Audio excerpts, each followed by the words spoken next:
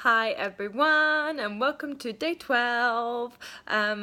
If I do not set your thighs and bottoms on fire today, then I have failed.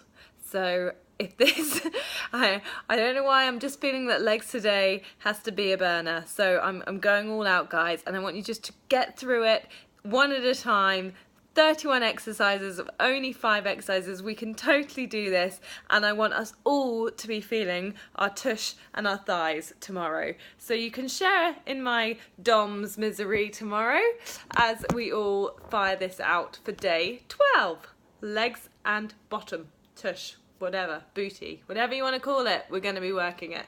And we're going to start with some narrow squat get-ups, and this, my friends, is for all of those people who you will now see who getting out of a chair looks like they're climbing Everest. So from now on, I want you to see that every time you get up from a chair, it is an opportunity to recruit your glutes and recruit your quadriceps and make it a really functional movement rather than something that makes you look 80 years old. So if you imagine, we're going to have your chair. Now you can do it on a dining room chair, you can do it on a low sofa, depending on how flexible your hips are. I'm going to demonstrate with this. Now what I mean with the getting up is too often when we get up we see people doing this. They lean forward, they put their hands on the armrests, weight comes forward, and then they finally come up. No people, that's not what we want you to do. We want this to be a fully functional glute driven get up. So feet, hips distance apart or tightly close together, whichever you prefer. And from that seated position, you're going to drive those hips forward and stand up. You're going to come down, tap your bottom and come back up. And this is you really thrust your bottom forward as you're going into the stand up, and slowly down and up. Hardly any weight going onto that chair. You're literally just tapping. Keep your spine as neutral as you can. If you find that really hard, just do it on a higher surface. So do it on maybe an arm of a chair rather than the seat of a chair, and that will then be easier. But really use those glutes to drive you forward and lift you up. If you want to make it harder, what I recommend you do is do one leg and then the other leg. So you do single leg get-ups, which are really hard.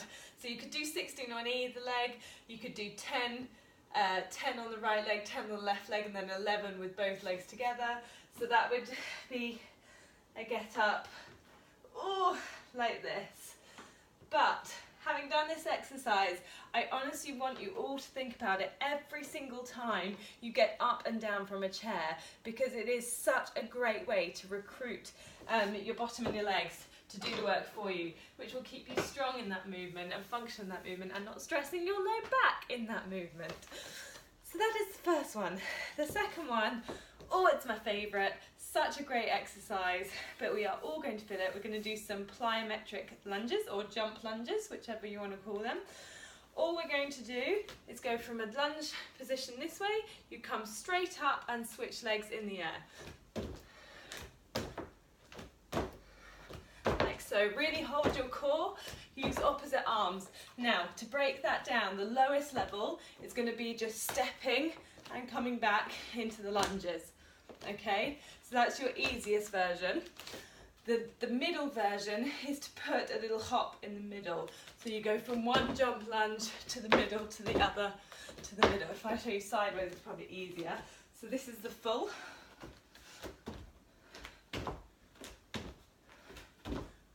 And then the halfway house is this.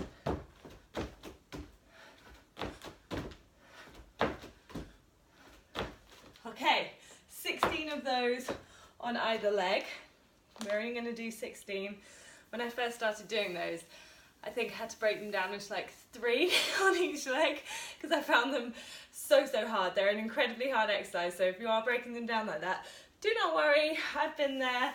Okay, next one, we've got pop-ups, which is basically another lead up into a full burpee. So we're going to come down, hands on the floor. How can I do this? Hands on the floor. You're going to shoot your legs straight out into a nice plank position.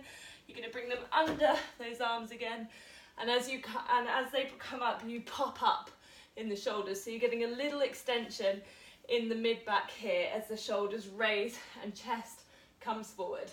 And then we're going to do that again. Okay, to tone that down and break it down level. Remember, any people with wrist problems, you can do it on a clenched fist. So your fist stays on the floor rather than a flat palm. To make it easier, you can either do it against a fixed surface, so this isn't ideal because it will move, but if you imagine this is like a fixed plinth or something, you can do similar, okay? Or if you want to stay low or high, whichever, low or high, to take it down another notch, you're going to walk it out. So you walk out, walk in, pop, walk out, walk in, pop. Now if you're doing that version, just make sure you lead with one leg and then lead with the other leg, 16 each side to make it symmetrical. So those pop-ups are our third exercise. Fourth exercise, we're going to move into a simple bridge. I say simple bridge, I'm just going to wiggle this around a little bit. Okay, we're going to do one-legged bridge.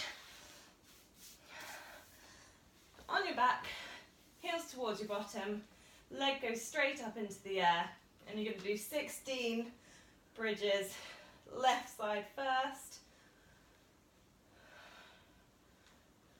And this one, same. Now with this, it's exactly the same. Core is strong, you're not overarching the back, you're only going as far as your hips will let you. If your hamstrings are too tight and the leg is here, that's perfectly fine. Don't worry about it, but keep the upper back as relaxed as you can. To make it easier, both feet on the floor and do a double leg bridge. To make that slightly harder, but not as hard as the single leg bridge, you're going to just raise your feet up and put them on a step and do that. If you want to make the single leg bridge harder, you do exactly the same with that leg raised. And you already feel that in your hamstring. After all those lovely stretches we did today, or yesterday, you're going to fire up those muscles and get them all tight and short again. So feel free to revisit yesterday's stretches after today, just to work through those legs. For our last, so if you're doing that, it's 16 on either leg. If you're doing the double leg, then it's obviously 31.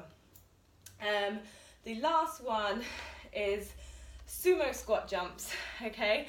If you can really keep your knees wide, sumo jump, a normal squat would be about here. A sumo squat comes even wider and our legs turn as far out as we can, remembering that our knees must always go over our toes. So essentially our toes can only turn out as far as we can open our hips and our knees. And we're going to come down as low as we can into this sumo squat and then jump and project up. So the lowest level here is just a simple squat. If you want to increase the intensity of that without a jump, you just add a pulse. But if you want to go whole hog, my friends, you're going to keep the legs wide throughout and you're going to go up, up, and you're going to do 31 of those. As you come up, squeeze your bottom forward as if you are pushing that way. This one, it should really rotate those hips outwards, keep those knees and feet turning out. So you should really feel it in your tush. And if you're not feeling it in your tush and you're feeling it more in just your thighs, you're not thinking about keeping those knees wide enough. The wider you keep the knees, the more you're going to feel it in the bottom. And you should really feel it in your bottom. Okay, that is day 12, all done and dusted for you. Let me know how you get on. And I want to know if those thighs are burning. And I'm intrigued to see if mine are, because 31 exercises, it doesn't sound like much, but sometimes when you're jumping around the show, you can really feel the burn. So let me know, guys, how you get on, and I will see you all soon. Bye.